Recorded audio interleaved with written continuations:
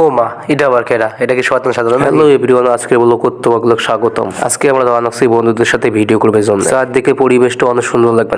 অবশেষে 40 নং ভিডিও করার জায়গা আসি, দেখো মোর বন্ধু একবার রেডি। মোর ভিডিও করে দেখে সবাই তো মহা খুশি। ও মা আমরা কালা বোরকা দিয়ে কি করবে? আসি তখন তোদের ভাই কালা বোরকা, বোরকাটা মুখে পড়বে, মুখে বোরকা পরি মুখ এখন মাথার মধ্যে খাটাইয়া সাইফুল ভাই দিবে কোনো বোরকাটা। সাইফুল ভাই হাতে বোরকা পেয়ে সেই খুশি, বোরকা হাতত নিয়ে বারবার ঘুরি ঘুরি দেখে এখন পরিধান করা বাকি। আর দেরি না করে তাতে বোরকাটা পরিনি, তারপর থেকে আজকে শয়তান সাজামো।